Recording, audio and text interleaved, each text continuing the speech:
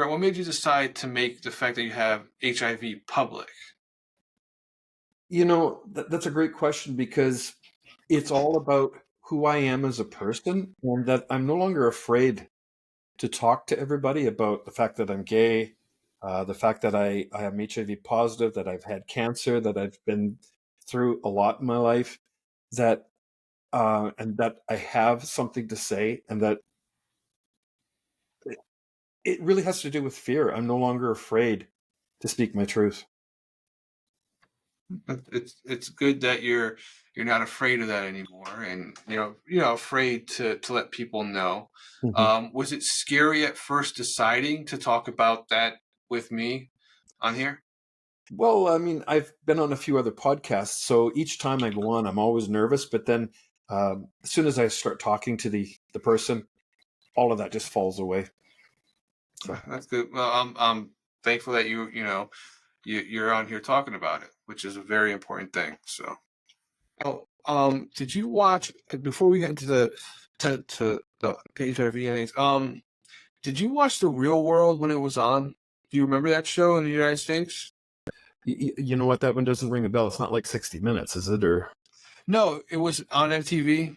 Remember The Real World, Seven Strangers? You probably didn't get there. no, I don't think so. But on that series, I want to ask you because we'll talk about HIV and AIDS.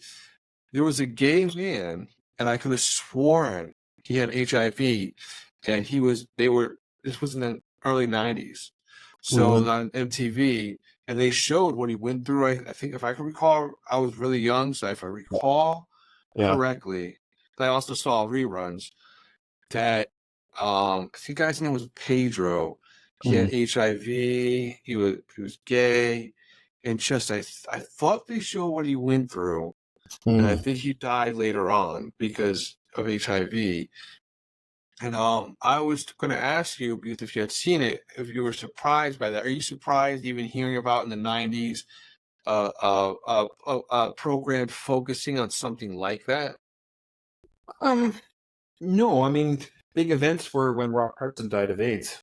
That in the 80s. Yeah. That was a big, that was the first um, big indication that something was going on. I mean, I have to point out that Ronald Reagan, um, he basically ignored the AIDS epidemic, and it just basically he turned his back on all those people.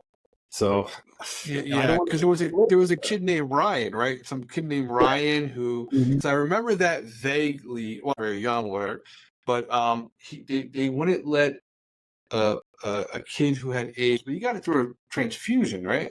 Yes. Yeah. So okay, go ahead, go ahead.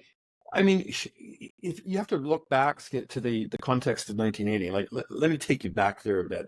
I mean, here I was in 1980. I was like 17 years old, approximately. Um, so here I was. I'm gay. I'd never really had sex with anyone before, so I was like a kid in a candy store. I mean, I can't tell you the number of guys I hooked up with at that age. Um, I'm sure the hormones, the testosterone. It's like okay, all of a sudden this new world is opened up to you, and so here I am, in '81, where it was like a free for all for me. And then all of a sudden there was this whisper of this quote gay cancer coming from San Francisco and New York.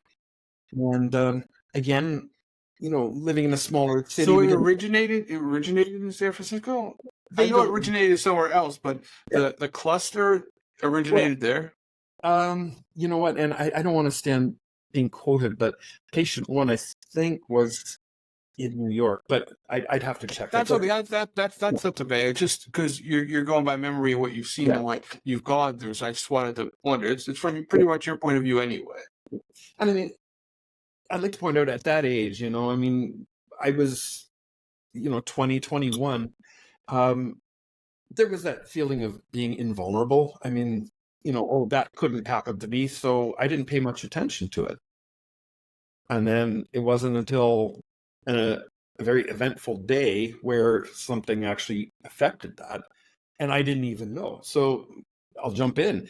In 1983, I had sex with a guy and thought nothing of it. And of course, not protected because back then we didn't really know what safe sex was. And Um, I went home to visit my parents, and I came down with what I thought was flu. And my family doctor said, "Oh, you've got mononucleosis," and which of course I didn't. And it all disappeared, and I went on with my life and started a relationship with another man. And it wasn't until 1986 when the test actually came out. Um, my family doctor at that time was absent. So I went to a clinic, and I can't even remember what I was sick with. But I remember saying to the doctor, in this day and age of AIDS and being a gay man, it's important to know things. And she said, "Oh, you're gay," and she said, "Oh, I must test you." And without even thinking, I just said yes. She tested me. I went back to work. 2 weeks later, get the phone call. You're positive. Is there anything else I can do for you? And of course, here I am in 1986. Still, it's supposedly being a death sentence. It's good. Yeah, it was like 6 months or something, right? It was like Yeah, very. yeah. A lot of them said, you might be gone in 6 months. And for a young guy of that age, that was pretty scary. It was traumatic. I remember that day walking home and telling my partner at the time, and he was really, really supportive. I could tell he was upset, but he said that we'd get through it. And he accompanied me to the doctor and all the blood work and all the crazy Did he stuff. get tested? Yeah, he in our relationship remained negative, and as to this day is negative.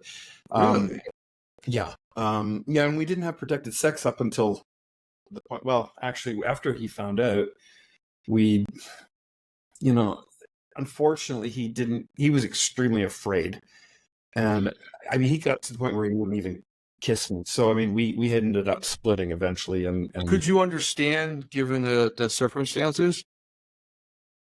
well, even back then, they knew that there's certain things like kissing. You can't get AIDS from kissing. He was even afraid to kiss me. I mean, I totally felt like I was a leper. I mean, and that's one of the reasons why um, I left. So, Could you understand people being afraid in general? Because even though they say it can't be that way, yeah, yeah, was there more of a? Do you think it was more of people think it's possible? That possible thought. Do you think mm. that's what it was that was causing him to feel that way? The possibility. The lack of education and the lack of everybody knowing. At that time, most of the doctors didn't even know really what was going on. So there was so much disinformation and so much fear as a result of the disinformation that nobody really knew. And it wasn't until much later that people became more informed about it. I mean, there were stories in the early 80s in San Francisco and New York where the nurses wouldn't leave the food in the person's room. They would leave it outside the door. They were so afraid, right? Because nobody knew what was going on. And when they found that it was the HIV virus, and then they found an ability to test for it, um, at that point, people started becoming more educated as a result of that. But it was a slow process. It wasn't something that just happened overnight. Was there a fear that for gay men or well, no more. You said it was more considered the gay Yeah, disease, right? until they came up with AIDS, which is a syndrome, not actually an illness. It's a combination of a bunch of things. So and then they coined the term HIV, which is the human virus that is the one that causes AIDS and HIV and causes the attack on your immune system. So, I mean, as the doctors became more and more familiar with it, they relayed the information to people, but it didn't stop the fear from the public, for example. I mean, I can remember a bathroom stall wall where it said "gay" and underneath it said "got AIDS yet," and that was the concept that, well, if you're gay, you're going to have AIDS and you're going to die. And the religious zealots would probably say something, well, they deserved it because God's bringing this down on them. Yeah, yeah. But Which, now, was there a fear that that it was bodily fluids creating some virus? Like two people got together somehow. Was there a fear that it was created by the gay community? Not like someone trying to kill a bunch of people. You know what I mean? Like you never know what genetics are going to do if they're put together. Was that ever a fear or a wonder? At first, not after Well, everybody, not after that they found out, but at first. well, again, because it was such a new thing, nobody knew. I mean, in the gay community, you either ignored it or thought, well, geez, I got to stop having sex or whatever. So, you know what?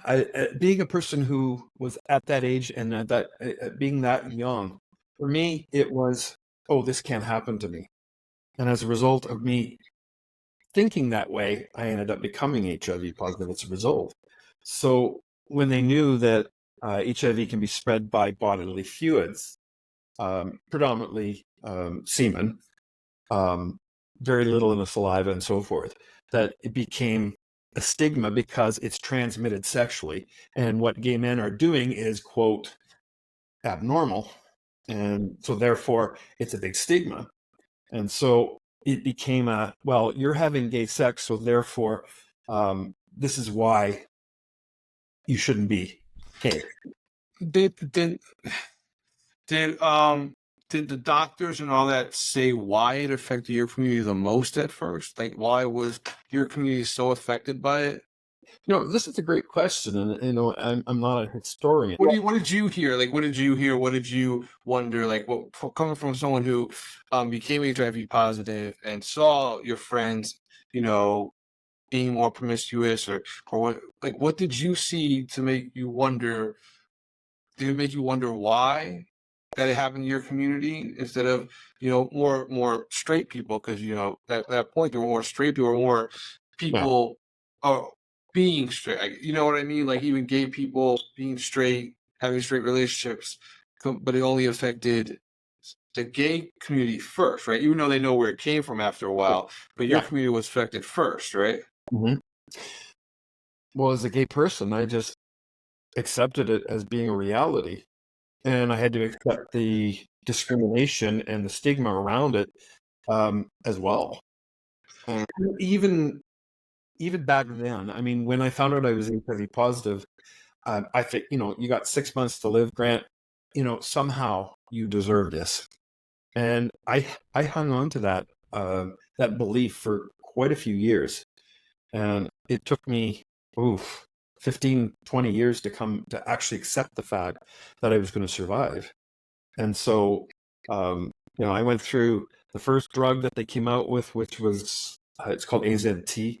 Oh my God, that stuff was so toxic. Was that And a cocktail of stuff? no, that was later. The AZT was one Okay. of the first. I can't remember exactly what its original purpose was, but let's just say that it was so toxic that it was actually killing people. I went on it at a medium dose, and it made me sick. And so, thankfully, I was only on it for a certain amount of time. And then the new drugs started coming out. And then what you said about the cocktails came out in the '90s. That was So Dr. Fauci, right? you got me on that one. I couldn't tell Thought you. I thought Dr. Fauci was the one who created all that. I thought he came out with it because that's what the person that I know, Mm. that I was talking to you about, the gay guy who's in the 70s, I could have sworn he said it was Dr. Fauci who came up with all that stuff. I couldn't I answer that. thought it might have been him. I'll Because double check. all my news came from my primary care physician, Okay, the okay. person who was in charge of keeping an eye on me and seeing what was going to happen. And so my doctor was the one that prescribed the medications and eventually moved from one to another to the actual cocktail in the '90s. How So, was that? Like, what did that help for you? Like, what did it do that well, was compared to the other medications? each one of them had their own side effects. I mean, I took one medication that gave me craters in my mouth. It was so painful I could barely eat. Doctor takes me off that, puts me on another. Okay, this one seems to work. They do my blood work and say, oh, your blood work is responding. Your immune system is recuperating. And this is a good sign. So then the cocktails came along, and it's a combination of, anywhere from 2, 3, 4, 6, I don't know how many in the cocktail. I think I was one that had 3 or 4, and it had its own side effects. What was the point of the medication? What was it supposed to do? Going I, back to the original one you took, what was the thought process behind it? Like, what was the thought process? What would do or help? Well, the problem with dealing with viruses is how do you stop the virus from replicating?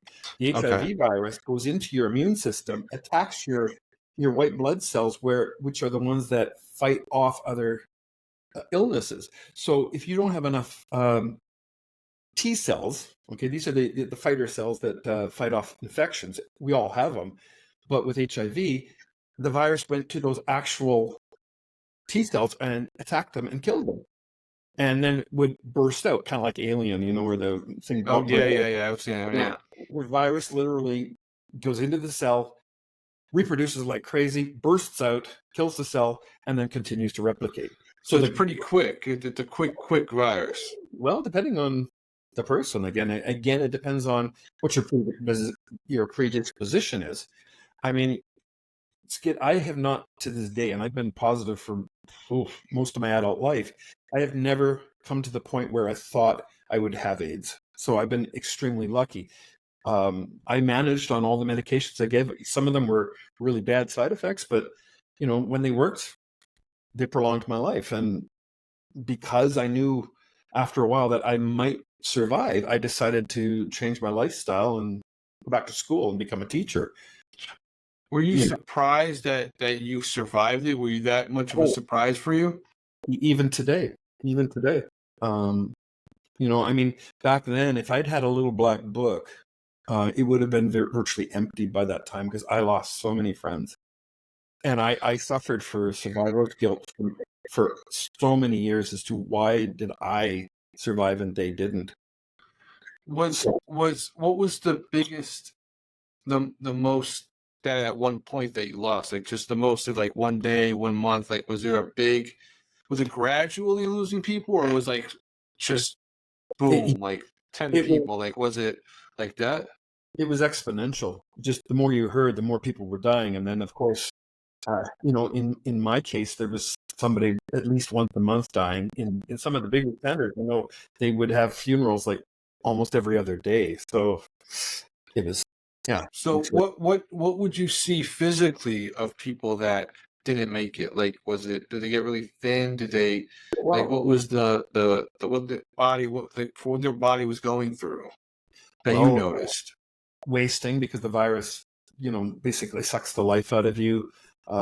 There's a rare form of cancer that I think older Greek men used to get. It's called Kaposi sarcoma, and that was predominant in people in the early days. So there were all sorts of things like pneumocystis virus. So it's a viral pneumonia that gets into the um, into your lungs. There's toxoplasmosis, which gets into your brain, and all because your T cells aren't there to fight them off. And so, yeah, those were some of the things that they had. I mean, I don't want to stereotype, but I mean, a lot of men who died of AIDS were very gaunt and very skinny when they passed away. But there's other people that could be suffering from HIV or specific symptoms of HIV, and you wouldn't know. I mean, I can walk down the street. Nobody can say to me, "Oh, Grant, you look HIV positive." There's just no way.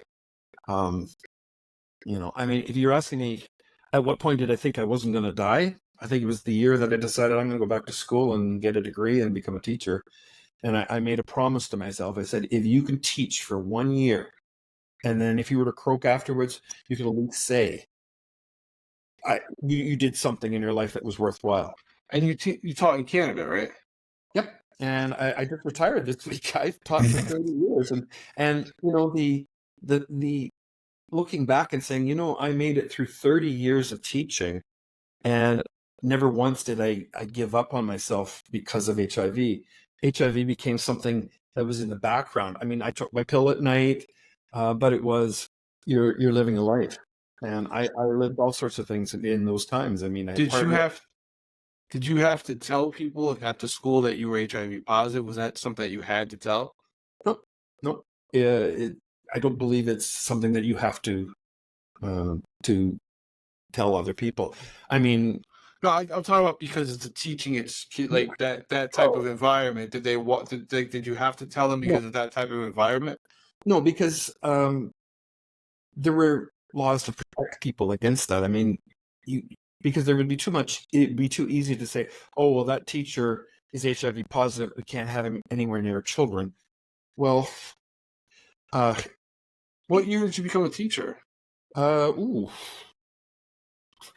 let's take 2024 and subtract 30. That would be it. I mean, it was in the early 90s. Yeah, So so, but by then when do you think was the turning point where AIDS or HIV, the look at it started to change?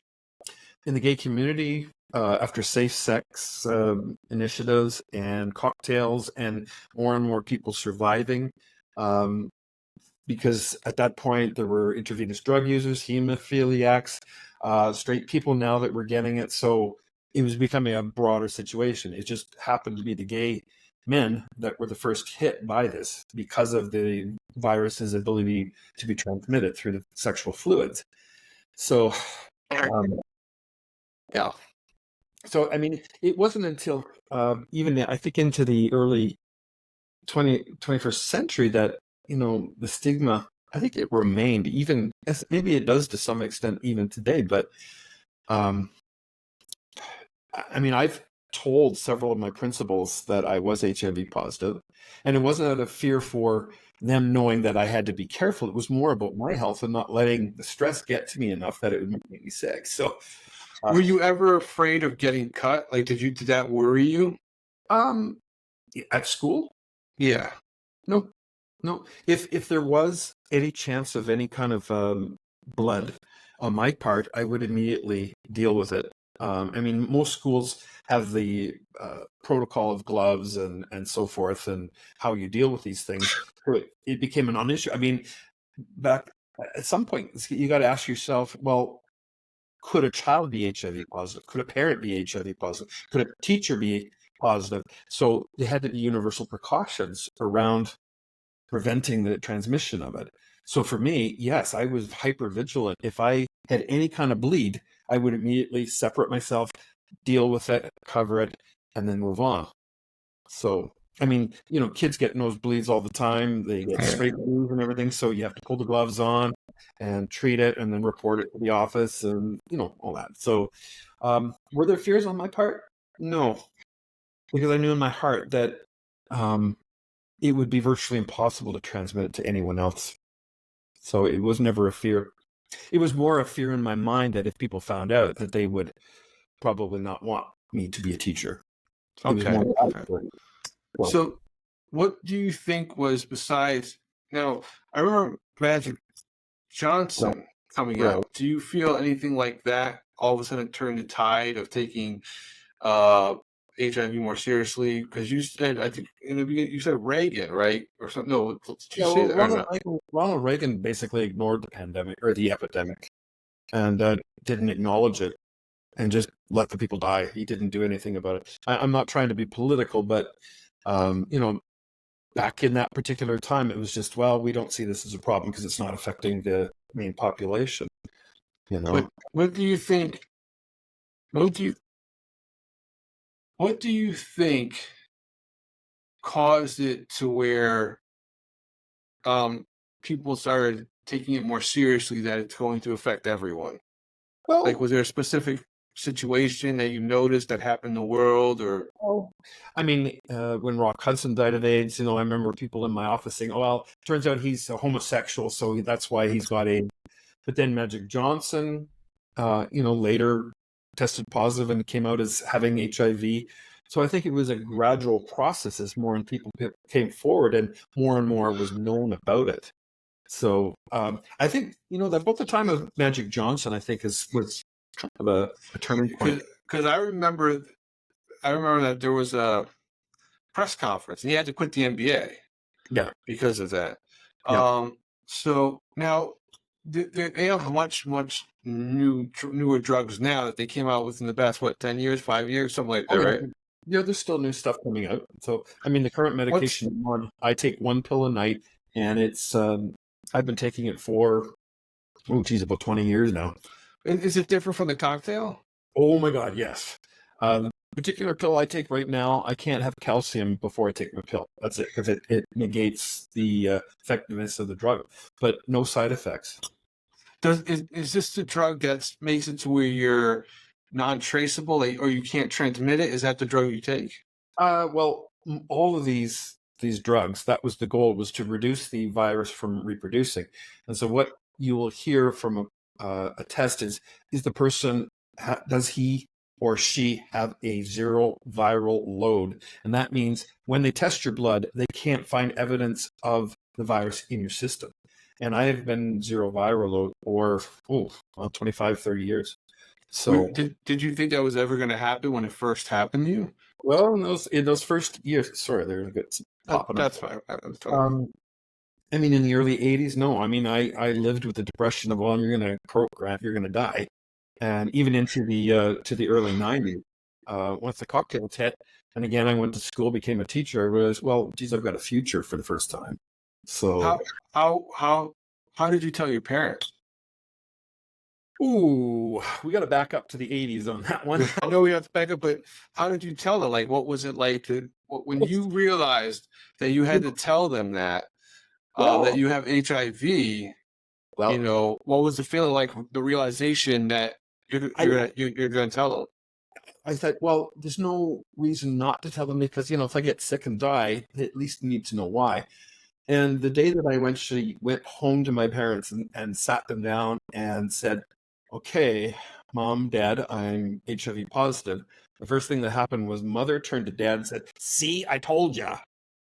And so after they got off to that initial shock, the question was, well, how long are you going to survive? Because they knew nothing about it. And I explained, I Why did don't she said, "See, I told you"? because Because I think, of well, my parents were never really communicative about their feelings and their emotions. I mean, their conversation between them was, "Oh, I'm absolutely sure Grant's going to end up getting AIDS and die." So because it was such a possibility, they already reconciled it. yeah, and I don't blame them for feeling shocked, and I don't blame them for feeling worried. Um, I mean, they came to accept the fact. I mean, that I'm still here and that I never died of AIDS, and so Are they yeah. still alive? Mom is. She's in a home. Father passed away in 2019. Was it Uh, COVID or no? no, No. no. Dad had many strokes, and when he passed, it was his time. So How old yeah, was he? 80s. Again, I can't quote you, but around 87, 88. Mother, Yeah. she's hitting 90 now, and yeah, They've been here for a long, long time. They've seen a lot. Well, he was and saw a lot, had seen a lot, but she's yeah, seen a lot. She's still seeing a lot, yeah, yeah, right? Yeah. yeah. Yeah. So was that the drug that you feel that you take now? Was that a huge, huge surprise that they actually did that? You know what? Yeah, it's. But what was the question again before we start? Oh, it's basically a remission. It's not a Oh, cure, it's a remission, right? That's not cure, it's a remission. It's basically what it is. okay. Well, I think it is kind of like remission. What it doesn't mean that it's like cancer. I mean, the cancer is no longer in your system. So the HIV is in my system. It's just not reproducing. So not becoming something that's terminal, it became something that's manageable or chronic. And uh, so it's a bit different. I mean, there's no way to get rid of the HIV out of my system other than taking the medication. So I've accepted that and I'm comfortable. As of yet. Well, hey, I'm 61 years old. I mean, whatever happens, happens. Yeah. Whatever. Well, you survived, and you've also survived cancer, right? I think you have also survived. Was Yeah, it colon cancer? Is that what it was, or something that's right. else? You know what? And I know you're going to ask me which one was more difficult. After having gone through years and years of dealing with HIV and all of that and the medications and everything, to be honest with you, cancer was a piece of cake. I mean, yeah, it caused a lot of problems. I mean, I had here in Nova Scotia, you have a little blood test thing. You have to, you know, take a sample of your poop, right, and then send it off, and they determine whether you got blood in your stool or not. And well, I did one because I'm a good boy. I like to make sure I'm staying up on my health. And the doctor said, well, you got blood in your stool, Grant. And so we should send you in for a colonoscopy. And I don't know if you've ever had a colonoscopy. It's not. It's actually the prep that's the worst, disgusting thing. But getting the colonoscopy, I can remember being semi-awake, and the doctor saying, "Well, you've got a 3 centimeter tumor at the base of your colon. I'm sorry, I don't know what 3 centimeters is in inches, but you could look that up. Anyway, it was a about the size of close to the size of a grape. And I still have the picture of it, by the way. So the first thing he says, well, we got to get you into operation. So within 2 weeks, I was in the hospital. They cut 5 inches of the base of my colon at the end, where the appendix is, or used to be in my case. They pulled that stuff out, removed it, sewed me back up, and that was May of 2019. By July 1st, approximately, I was on my first chemotherapy pill. And I took chemotherapy for almost a year. What was it? So it was tough, but not as tough as HIV. No, I mean, my recovery rate, it took me a while to recover from your colon. When you're operated on the colon, it takes a while for it to restart up. Mine took 2 weeks to restart up. And my doctor said it's because I'm physically fit, that because I was so physically active that my colon just says, no, I'm not going to start. So the drug for HIV or HIV itself didn't have any complications for the cancer? Nope. I mean, HIV positive people like myself that are long term, we are more prone to things like cancer. So it's just a fact of life. So I just happen to be the one that caught it. And I mean, as of right now, I mean, this year my doctor said that you're 100% in remission. You're cancer free. You don't have to go for a colonoscopy every year. You don't have to test your blood every 3 to 5 months like I was before. My doctor still does because he wants to be sure. But so it really wasn't. Yes, it was a shock to me, and it was hard on my system. But my emotional and my feeling around it was a lot less devastating than the actual HIV part. So I think it was.